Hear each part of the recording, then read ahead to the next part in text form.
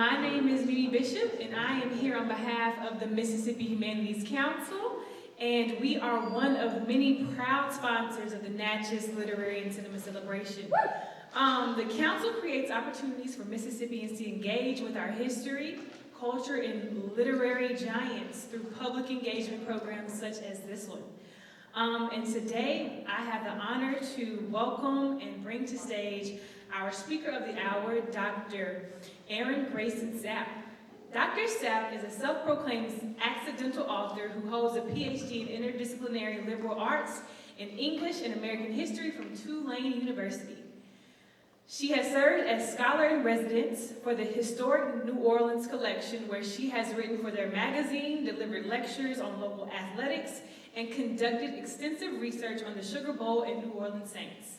Her book, Moving the Chains, The Civil Rights Protests That Saved the Saints and Transformed New Orleans, reveals how an athlete-led protest forced the wheeling and dealing of an NFL commissioner and a Louisiana congressman into the spotlight, exposing the racist policy shaping New Orleans at a critical moment in the civil rights movement. For this work, Dr. Sapp received the Professional Football Researchers Association's 2023 Nelson Ross Award for Outstanding Achievement in Professional Football Research and Historiography. Today, we are invited to consider how sports, protests, politics, and public memory intersect, and how moments that seem confined to stadiums can reshape the city's history. Please join me in welcoming Dr. Erin Grayson Sapp.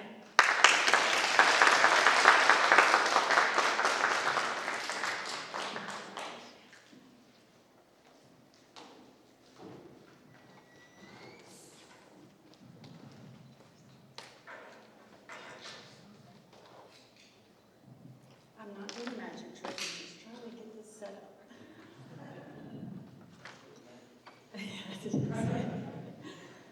Okay, does this sound good?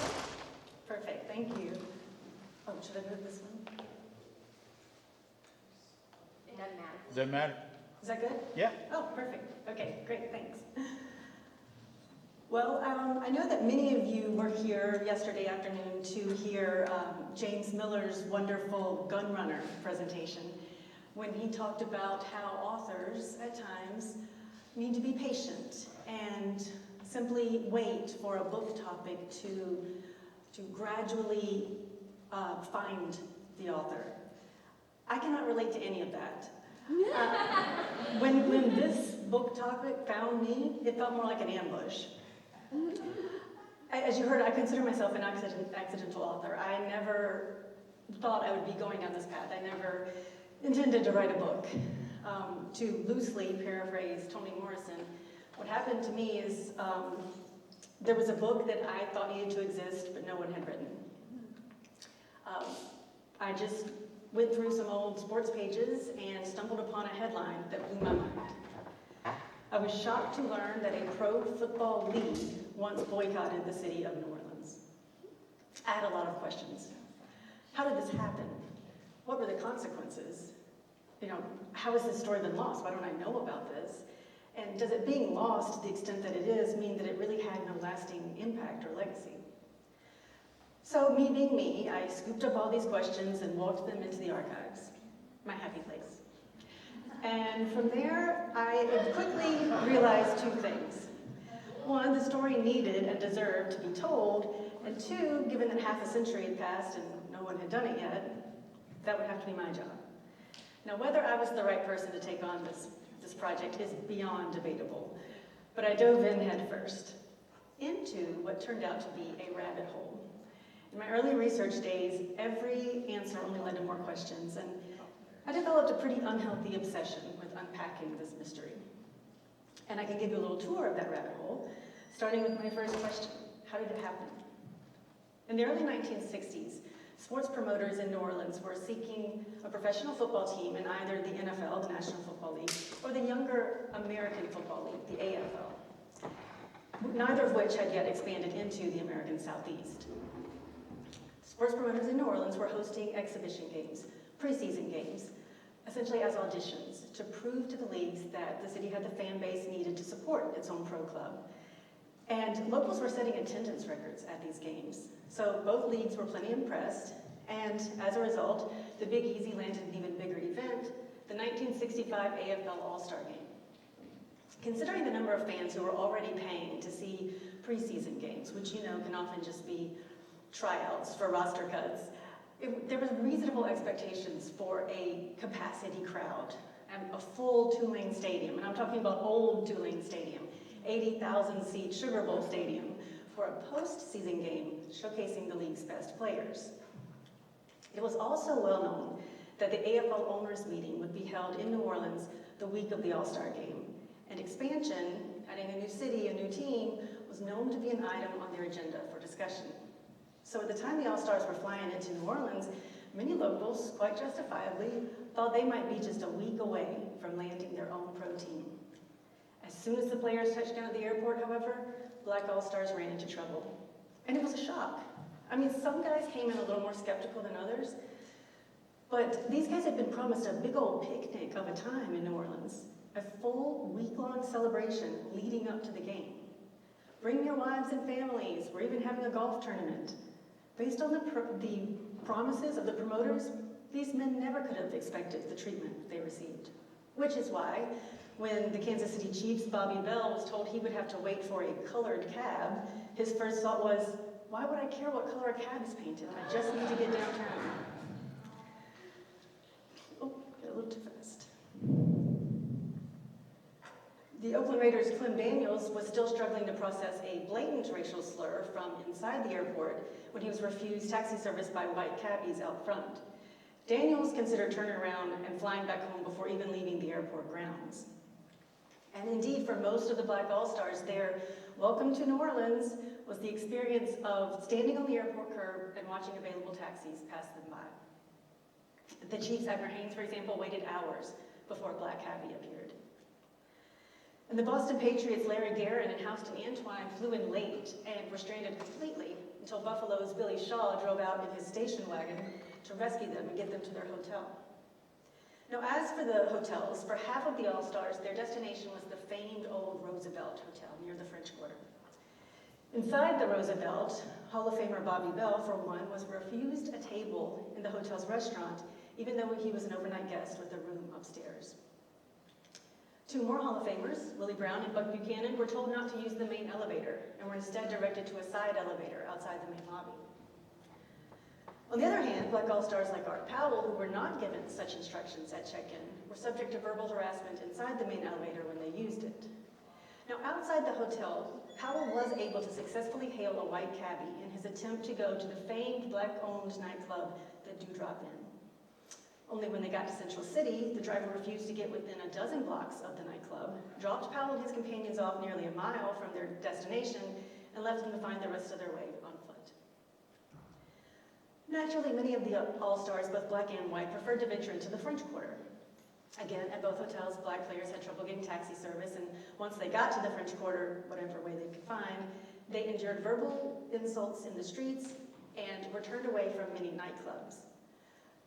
Both of these offenses were experienced by the great Ernie Ladd.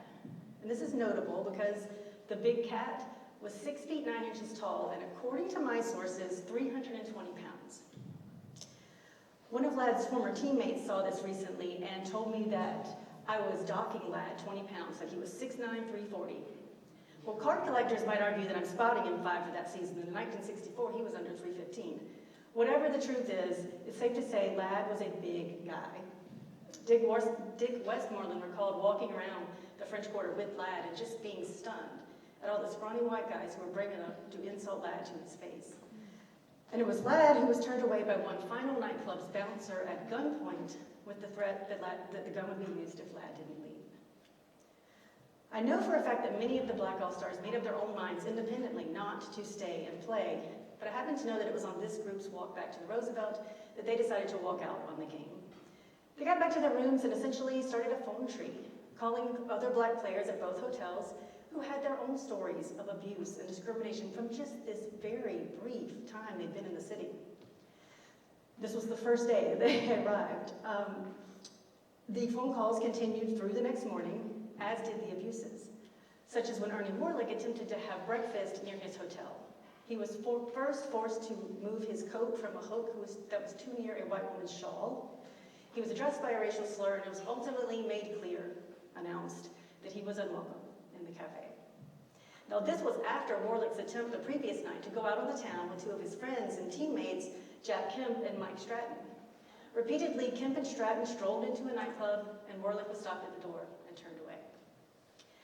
So, Warlick, for one, already had his bags packed that morning.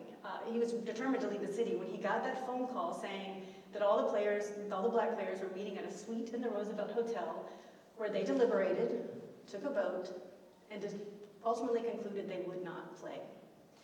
Now, by this point, they knew the hallway outside of the suite was crammed with reporters, and they needed a spokesperson. They also knew that having someone like Cookie Gilchrist or Ernie Ladd as the face of their protest would do their cause no good, given these men's reputations for hot-headedness and tempers. So they picked the most mild-mannered all-star among them, Ernie Warlick. Then, as the other black players filed out of the suite, booked their flights, packed their bags, Warlick sat down and wrote out his statement for the press on Roosevelt Hotel stationery. And it is just the most respectful protest statement you will ever read. He says, for example, that the players know that the abuses they suffered do not reflect all New Orleanians, but ultimately that they could not be expected to give 100% on the field and then be treated as less than that outside the stadium. The lone Jewish all-star, Rob Mix, spoke with the black players before they made their final vote, and he debated with them whether or not a full-scale walkout was indeed the best course of action. But when he was told the decision was final, his response was essentially, okay, well, wait, I'm coming with you. It was ironic that just days before he had told a reporter, Mix had told a reporter that, let's see if I get this right, the big attraction in playing pro football is the association with the other players. And he said, even in times of misery. At the time of the walkout, he wanted the black players to know they had at least one white teammate behind them. But he was not the only one. Next, Jack Kemp said, if you guys are leaving, so am I. Then it was Jerry Mays, Babe Parilli, Keith Lincoln, and Bob D. One by one, the white all-stars, to the last man, packed their bags too. So, despite the tens of thousands of tickets already in locals' pockets, there would be no all-star game in New Orleans in 1965. To paraphrase what Bobby Bell once said in an interview, they walked away from Tulane Stadium with all of its hot dogs and hamburgers piled high. The game was moved to Houston, a league city, home to the Oilers. And AFL Commissioner Joe Foss formally thanked the city of Houston in the game program for hosting on such short notice and in what he called major league fashion. At this point, New Orleans liked anything but major league. And the walkout made headlines nationwide. This is what America knew of New Orleans. And in fact, it made international news as well. I don't speak a lot of French, but I can make out that the racial intolerance experienced by 22 football players in the city of New Orleans continues to astonish the rest of the world. This was a huge black eye for New Orleans. It seemed like the city had blown any shot at getting its own pro club indefinitely.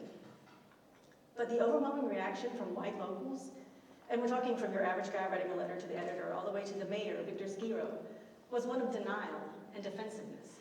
Prideful claims that New Orleans was indeed a very tolerant and progressive place.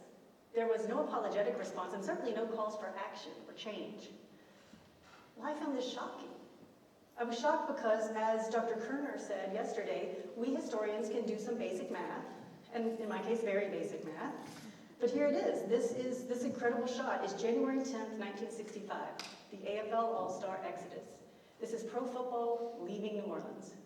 But this is November 1st, 1966, All Saints Day 1966, when NFL Commissioner Pete Rozelle announced that New Orleans had been awarded a team.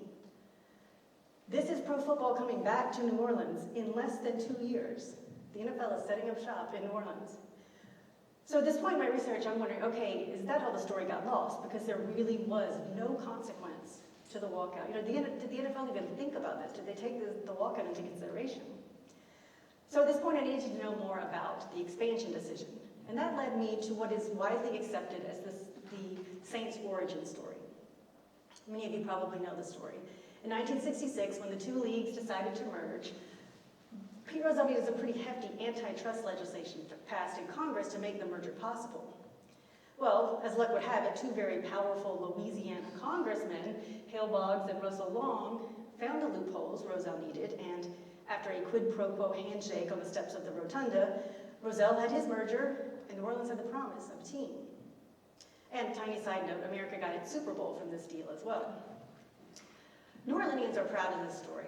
This is the widely accepted version of the Saints' origin story, and this deal makes it look like the racial situation in New Orleans wasn't even factored into the NFL's decision, indicating there was no lasting impact or legacy of the boycott.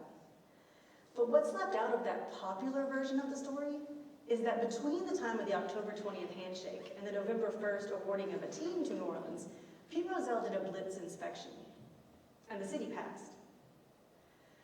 Okay, at this point you might ask, as I did, if there were never any calls for change, does this mean the All-Stars allegations were exaggerated? Was there really not that much that needed to be done in New Orleans? Or was this just a sham inspection? Was all this just for show? Well, the answer to both, surprisingly, is no. Even though the local contacts only had about 24 hours for this blitz inspection, they were prepared. City leaders and sports promoters had been working behind the scenes since the walkout to make sure their pro football endeavors were an integrated venture. What you can't see here is the integrated entourage that was assembled to meet Rozelle and his cohort when they arrived. There were two Black university administrators present, Albert Dent of Dillard and Norman Francis of Xavier, whom we sadly lost just last week. Just an incredible, incredible man. Also on site for the inspection were two Black newspapermen, Cece DeJoie and Jim Hall of the Louisiana Weekly, as well as several NAACP representatives and Black business leaders. And Rozelle did an even deeper dive. When he left town, he left behind an assistant, Buddy Young, a former player, who was tasked with doing his own inspection. He did a lot of touring around, asking questions, talking to locals. He visited an old friend from the Dallas Texans and so forth, and he ultimately gave Rozelle the thumbs up on New Orleans' progress. On top of that, the Stanford Research Institute had been hired by the league for market research on 7 applicant cities, and in New Orleans' case, this included a racial assessment. And this too was a favorable report indicating that a lot of work had been done since the walkout to clean up the city's racial problems. Okay, at this point, I believe it. That's a lot of evidence, but I'm still wondering how. The behind-the-scenes work of the city leaders and sports promoters is one thing, but I don't imagine these men were moonlighting as nightclub bouncers or restaurant hosts or taxi drivers, so how did the on-the-ground changes occur? I told you white locals were defensive after the walkout, and they were for about 6 months. Then in the summer of 1965, the NFL made 2 important announcements. One, they moved into Atlanta, granting the league's 15th team to the Georgia Capitol. They established the Falcons for the 1966 season. I gotta tell you, my first ever book talk was to a men's club in New Orleans. I put up a slide similar to this, and people started booing. And I froze up. I couldn't figure out what I had done wrong. I was about to crawl under the table when I realized that what I had done was flash a Falcons logo to a room full of Saints fans. I still brace myself when I put up that image, though. And on the subject of that rivalry, that intense rivalry, I once heard a sports radio host say that this rivalry is so great because it goes all the way back to the NFC West, which is a reference to the 1970 realignment of the league that first put them in the same conference and division. If I hadn't been driving, I would have called in and argued he was off by almost a decade. These two cities have been rivaling to get a pro football team for years. My favorite example of this is when both of the cities were hosting exhibition games at the same time, and the PA guy in Tulane Stadium announced the attendance figures for the 2 games, with New Orleans having a much bigger crowd. And the fans just went berserk. They were far more excited about their competition with Atlanta than they were whatever game they paid to sit and watch. This is the only pro football rivalry I know of that began years before either city even had a team. And during those years, the cities were mirror opposites. I told you that New Orleanians were setting attendance records. Well, Atlanta at times could not even fill a little high school stadium for a preseason game. On the other hand, Atlanta had been dubbed the city too busy to hate by the late 50s, early 60s. So by this time, Atlanta has, in comparison, its civil rights progress humming along. For that reason, following the AFL debacle in New Orleans, Atlanta got in the big leagues first, got the first win in the rivalry, and added fuel to that fire for sure. But at the same time as the Atlanta announcement, the NFL also announced that they would be returning to an even number of teams by expanding again within 1 year. At this moment, early summer 1965, with the 16th NFL team up for grabs and at least 5 other cities still in the running, New Orleans had an ace up its sleeve. New Orleans had one NFL exhibition on the books for mid-August. Now, it had been scheduled, of course, before the walkout, but even after the walkout, the NFL leaned on their previous success with quick, all-business stop-offs in the Big Easy, which is what preseason games were, and they just let sleeping dogs lie. So, when the NFL announced its expansion plans and New Orleans had this game looming, a massive cleanup effort did begin. Only it happened in code. It was disguised as an effort to show the NFL that New Orleans had been progressive and tolerant all along. You see here, show America what a great football town New Orleans really is. That is, disprove the All-Stars allegations. Trust me, locals knew what this meant. This was not a ticket drive. New Orleanians had proven years before this they could fill a football stadium. This was a drive for hospitality. My favorite slogan is highlighted here. Now is the time to show the real pros they are welcome in this city. Of course, meaning the NFL is the real pros. I consider this a strange fusion of civil rights advocacy and mulish denial. There was never a grand public acknowledgement of the need for change, but there were these very thinly veiled calls for it, and they worked, as we just saw.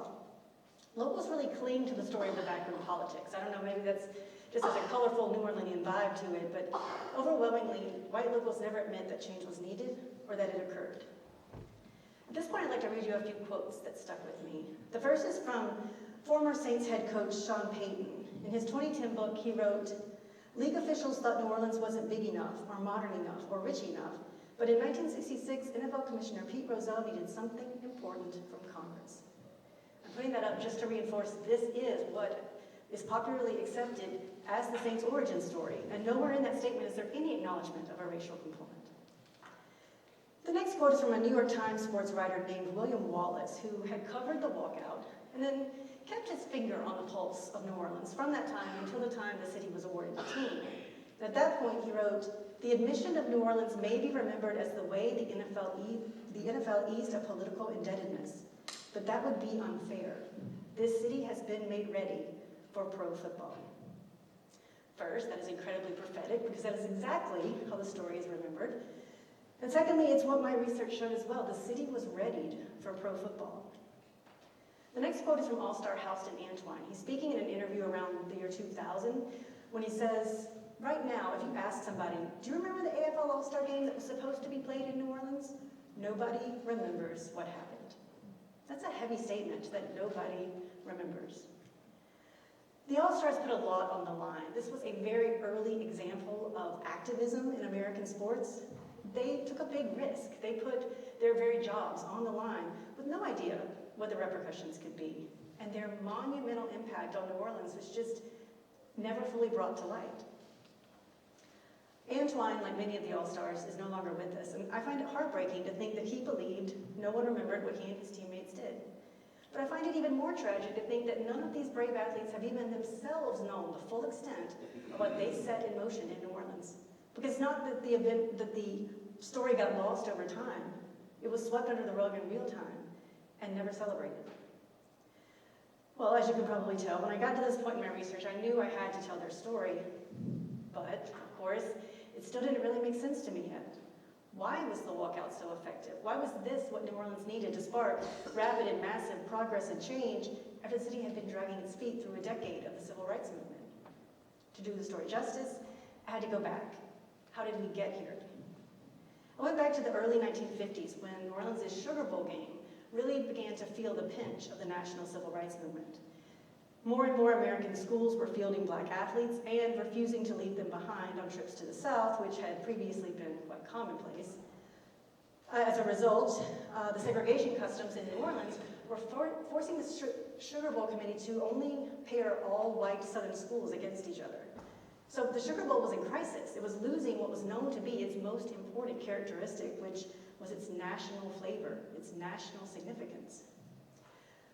Well, as a result, when the Sugar Bowl Committee landed the Naval Academy for the 1955 game, this was a huge success. This game was going to save the Sugar Bowl. Then, a week before kickoff, Academy officials announced that they had distributed their ticket allotment without any regard to those racial designations that were printed on the tickets. Well, at this point, everyone just kind of held their breath to see what the reaction was going to be out of New Orleans. And what happened in New Orleans was nothing. There was not a peep of opposition. The east side of Tulane Stadium was integrated by Academy ticket holders, and there were no problems. Well, the Sugar Bowl Committee is thrilled about this, of course, so the next year, they go so far as to invite the integrated University of Pittsburgh squad, with its one black player, second-string fullback Bobby Greer, who you see here and on the cover of my book.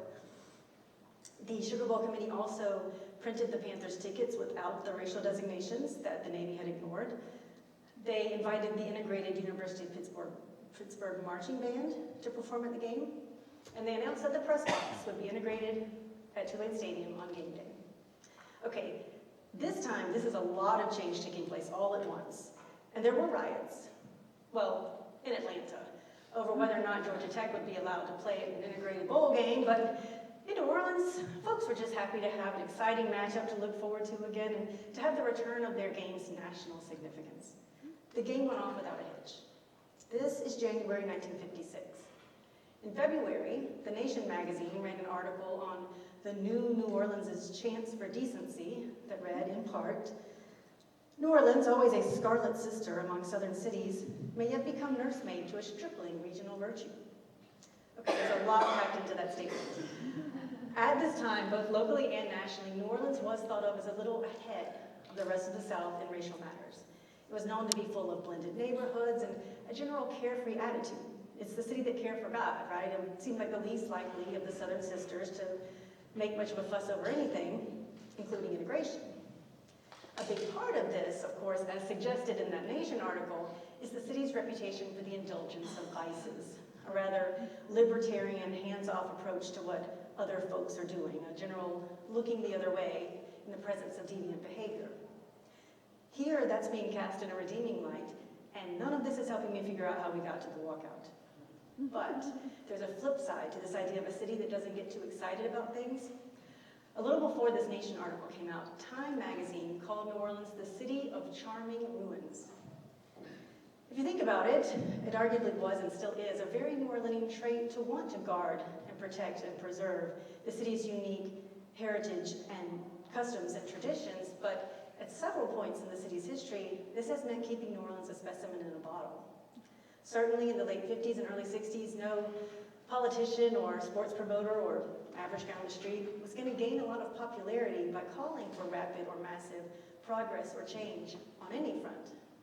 Folks might be just as likely to look the other way, say, have the same reaction in the presence of both racial integration and racial injustice.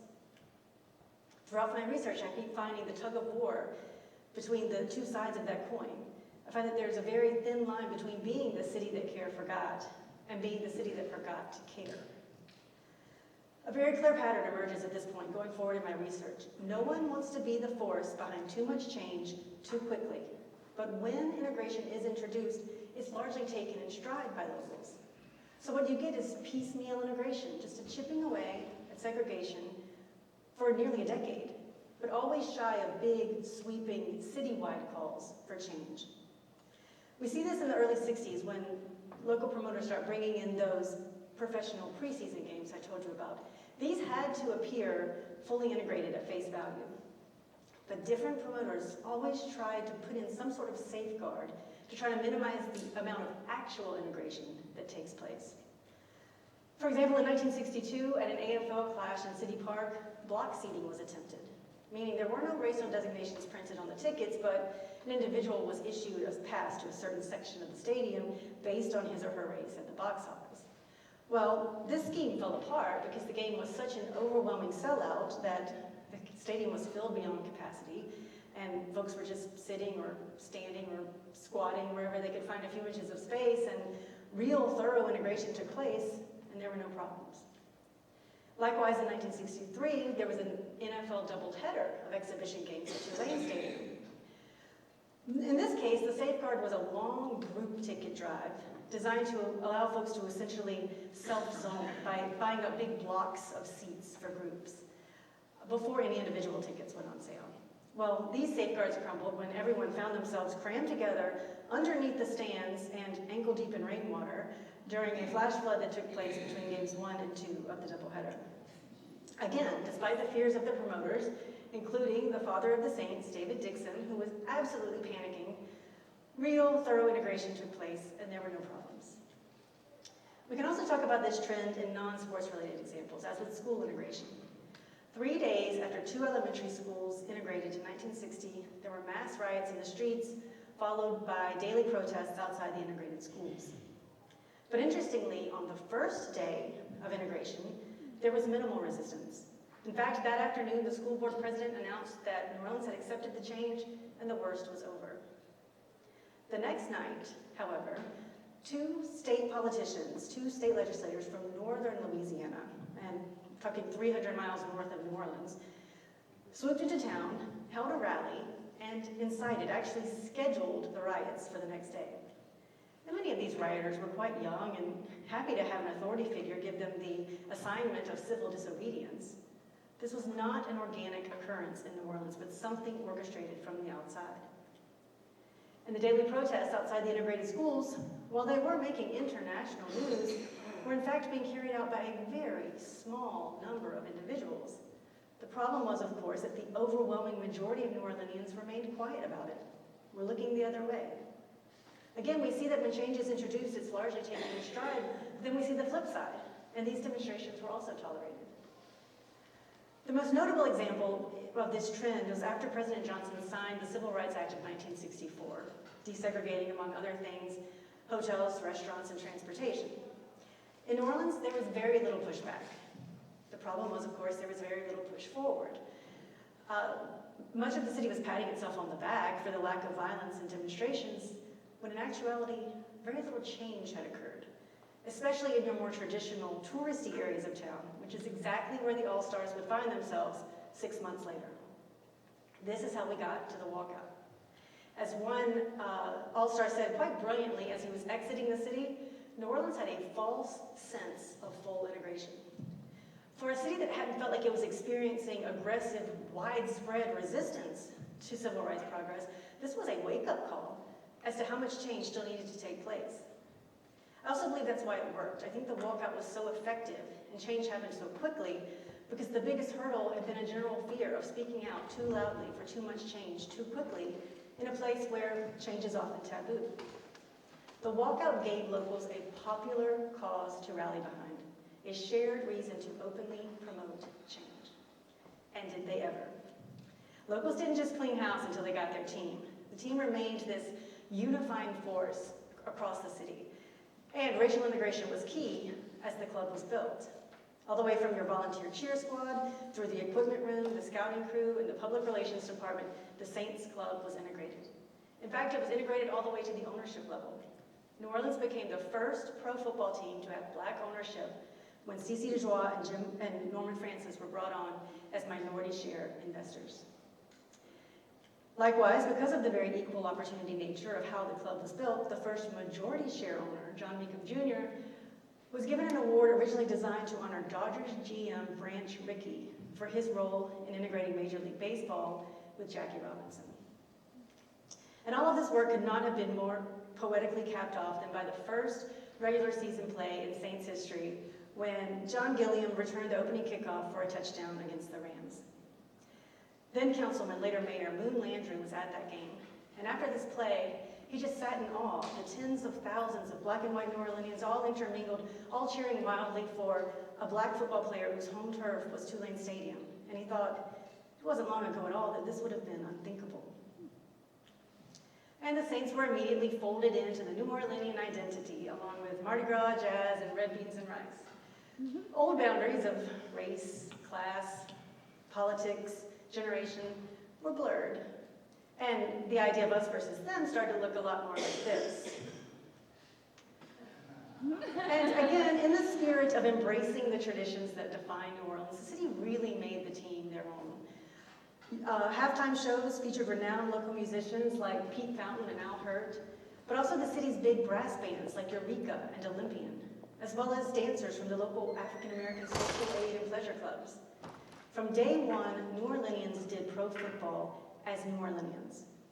And it was so much fun in my research to see the city come together and form this fanatical fan base around their terrible first-year team, which is what expansion teams were. But the fans absolutely stunned the league with their devotion and their volume. You have play being suspended at several points during the first season because the crowd noise is unprecedented. In fact, after a sellout crowd sat through this rainy, 3-possession loss to the Cowboys and raucously cheered on their hopeless team to the end, you even had one Dallas sports writer pleading with Commissioner Roselle to reprimand the Saints because of their fans. But at least one Dallas player was impressed, saying, in other cities when the home team is hopelessly behind late in the game, the fans get on the homeboys, but here, they got on us. And I would be remiss not to mention the Saints' final home game that year. Atlanta and New Orleans were not in the same division. They weren't even in the same conference. Both teams had only one win each. They were battling just to not be at the bottom of the entire league when the season ended. And for that reason, the game was being called the Cellar Bowl.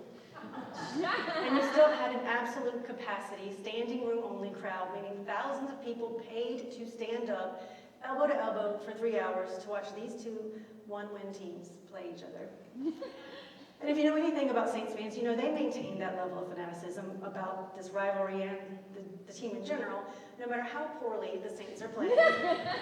So it was not a surprise, but it was really fun to see that goes all the way back to season 1. On that note, I will give you my take on the legacy of the walkout. I would argue that the boycott forced the city to unite around the team, to prove its unity in order to get the team. And I think that shaped what the Saints became and still are to New Orleans in a way that expansion didn't necessarily affect other cities, whose major criteria might have been meeting a season ticket quota or building an adequate stadium. The Saints team was a citywide win from the beginning, and it was every New Orleanians team. Moon Landry said during the Saints' first season that they were responsible for a new birth in the spirit of New Orleans. And I think that could be said at multiple points in the team's history.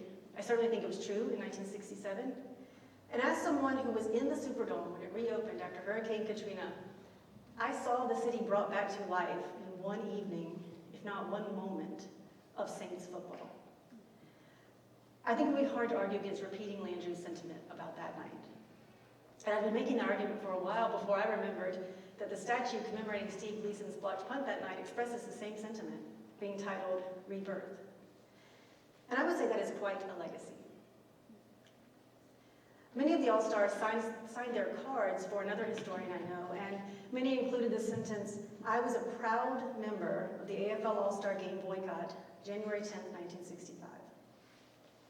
And it just made me so happy to see that, because while I don't think they ever got anywhere near the recognition they deserved, I do hope they are or were proud of what they did. I wrote this book, as I said, not because I ever aspired to write a book, but because these men deserve to be honored for their courage and their action and their impact. And up until February 3rd of last year, this is where my story ended. I would have rolled the credits like this and asked for questions. But now, thanks entirely to the Tulane University Center for Sport, this story has a different ending. The week of Super Bowl 59 in New Orleans, 2025, the Tulane Center for Sport hosted two of the All-Stars, Hall of Famers Bobby Bell and Ron Mix, to honor them for their roles in the walkout. And they were just incredible. In a sort of panel format, they spoke about their experiences at the All-Star Week in New Orleans in 1965, but also about broader topics, like their just the general experiences of discrimination, respectively as an African-American and a Jewish-American athlete in the 1960s. But they also talked about how strong the bonds are between players, how differently such differences as race and religion are treated inside the locker room versus outside. And they were both very humble about things, but I was very excited to sing their praises in a presentation much like the one you just heard. And what followed was a standing ovation for these two legends. And a lot of praise and appreciation expressed during the question and answer session with the audience as well. And that just meant the world to me. I cannot thank the Center for Sport enough for making that evening a reality. One of the co-founders of the Center, sports medicine, Dr. Greg Stewart, is sporting his green two-lane tie here, but unfortunately his co-founder, sports law professor Gabe Feldman, had to leave, who set this all in motion in the first place. This was his baby. And he had to leave before the photos were taken at the end, and that just won't do. But thankfully, the photographer left me this nice space here on the end. So, there, thank you, I worked hard on it. In all seriousness, I cannot thank the Center for Sport enough for seeing that these two brave men received some very long overdue recognition. During the applause, Bobby Bell looked up at me, which is a funny thing to say because he's so much taller than me, even in my 4-inch heels that night. But he was seated, the Hall of Famers were seated. I was standing, like everyone in the room not wearing a gold jacket was standing. So Bobby Bell did indeed look up at me and say, "I've never gotten a standing ovation before." And while I do wish all of these brave men could have been recognized, Bobby's statement alone makes all that time down the rabbit hole worthwhile. At this point, I will indeed roll the credits and take any questions that you may have. Thank you.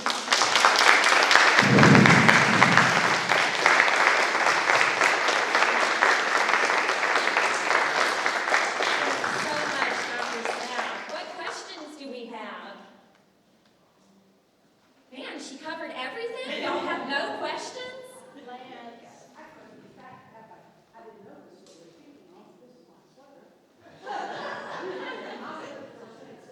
I didn't think She's a thief! Turn around. Let her see. Ta-da!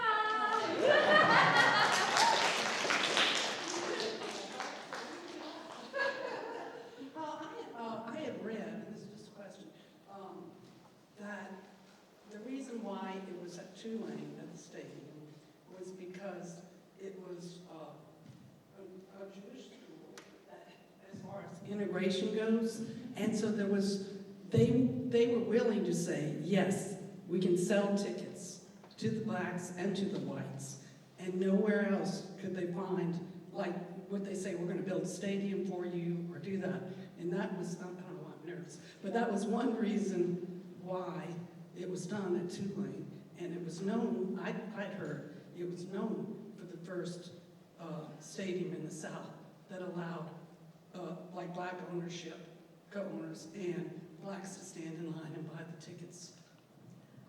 I think I could answer that.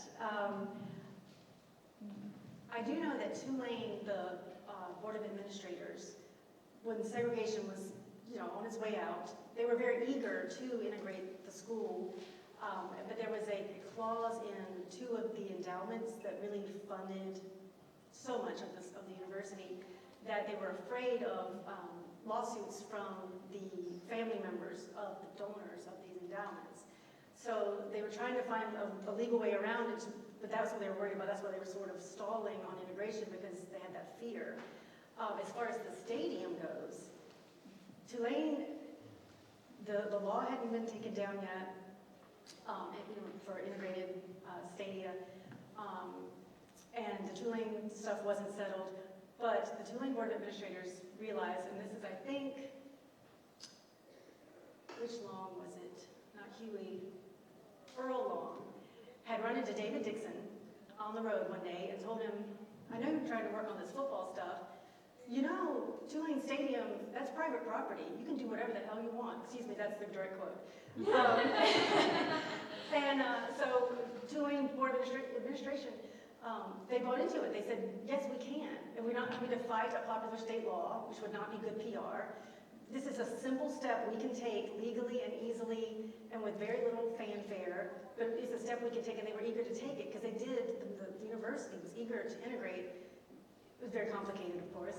So that's why I understand that the Tulane Stadium started to be used for these preseason games that were brought in, and then became the choice for the team once the Saints arrived. But that's what I know about the history of Tulane Stadium and immigration. Does that make sense to Deb? Yeah. Okay. Thank you for your presentation. Who won the last game of the season in 1967 between the Saints and the Falcons? Oh, it's fabulous. The Saints won, but it came down to fingertips on a bobbled ball on an expired clock. It was very dramatic, very dramatic.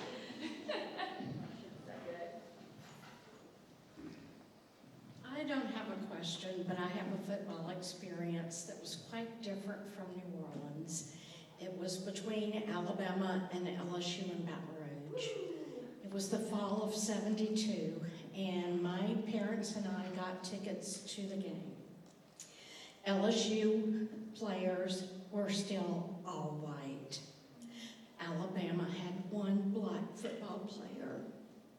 And it was so embarrassing to hear all the racial slurs that were thrown at this young man that played for Alabama. So New Orleans generosity, change, whatever you want to call it, didn't extend to Baton Rouge, and that was in '72. If you don't mind, I'd like to comment on that. I think a lot of what the walkout did was change the sort of rhetoric of the city. Suddenly, racism and racial conservatism was football obstructionism, and it just flipped the rhetoric in the city, what was okay to say and what wasn't. And it was suddenly okay to talk about change, but not racism, to a large degree. I'm not trying to make this a fairy tale, but it also coincided with a shift in the civil rights movement, where the younger generation of activists wanted to have bigger, louder protests and calls for change, and the older group had known for a long time that the only way to get anything done in New Orleans was quietly behind closed doors. So the walkout, that shift in rhetoric I was talking about, really coincided with a shift in the local civil rights movement from very conservative, quiet, to bigger, louder demands. And it fit very well. It made it okay for businessmen and politicians to go along with the younger generation and their demands. So it was a really nice fit for that shift. But that's what that made me think of was.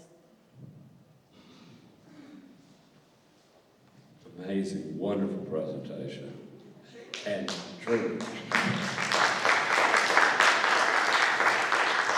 A lot of people that don't seem to have anything to do with each other have a lot to do with each other. And I love your idea of sort of democratizing and universalizing this devotion to progress on behalf of the football team, which is another way to say city pride.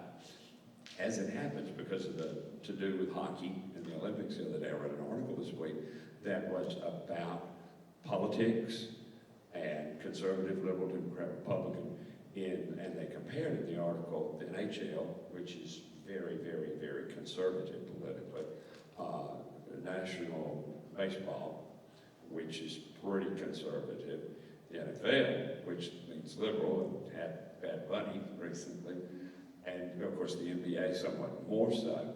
And I know one can do a sort of facile racial reduction of that. The NHL is largely white, baseball is whiter than football, etc. But I wonder if there's more to it than that culturally in the NFL, and I think this speaks to that somehow. And I wonder if you have any thoughts about how this didn't just change New Orleans, but sort of put the NFL on a course to be progressive. Yeah, I have so many thoughts on that. I think the rise in popularity of pro football in the 60s, it was just a boom. And I think cities were so hungry to get their own team, and the cities that had teams, it was suddenly this much bigger deal. And I feel like the city pride thing really just was such a fast track that I think that had a lot to do with it being a good source of city pride in a way that if you had a baseball team for 20 years, it might not have the same effect.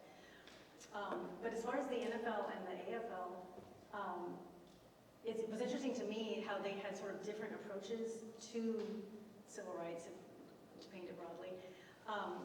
The AFL, they were known to be better at hiring African Americans and integrating their teams more fully and more quickly. But then they were led by two Texans. And I'm not saying that they were racist. I'm saying they had seen Houston and Dallas go through the growing pains of civil rights. And so they would run into trouble, and then they would make sure whatever it was got cleaned up, and then they would come back to a city like New Orleans. They ran into trouble earlier in New Orleans for different reasons. The NFL had Pete Rozelle, who was just going to blacklist the city if anything went wrong and never see you again. And they had that reputation for being a very firm hand. And so it's just, but they didn't have the reputation for being as equal in hiring. So it's just, you could have criticized both leagues depending on how you were looking at it. But they both, from everything I read, were very supportive of their players. From anything, I get questions about Colin Kaepernick a lot, and I feel like it's apples and oranges, because I feel like this was a locker room decision, and the league was behind it because they supported their players. It was about the men and their honor and their rights, you know. So I don't know if that answered your question, but.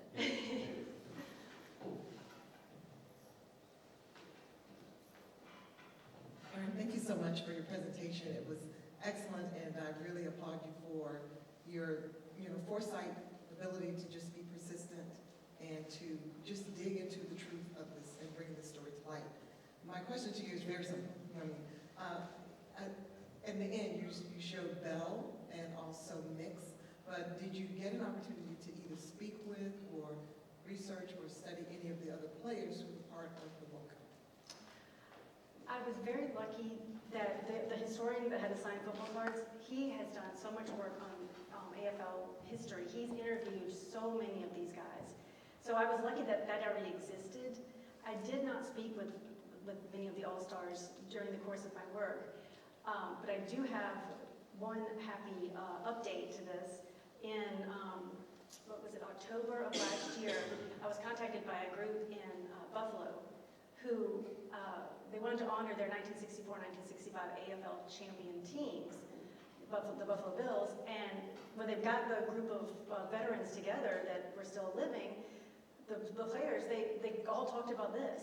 And the people who were in charge were like, what are you talking about? And so they figured this out and found me, and called me and invited me up for this ceremony that they had to honor those two teams, but they also did a special thing where they honored the AFL All-Stars, and they had Butch Bird, he was a first year, I believe, I'm getting that right, first year player, All-Star this year in 1964-5, and they had him joined by Zoom, and he read the All-Star statement that I showed you.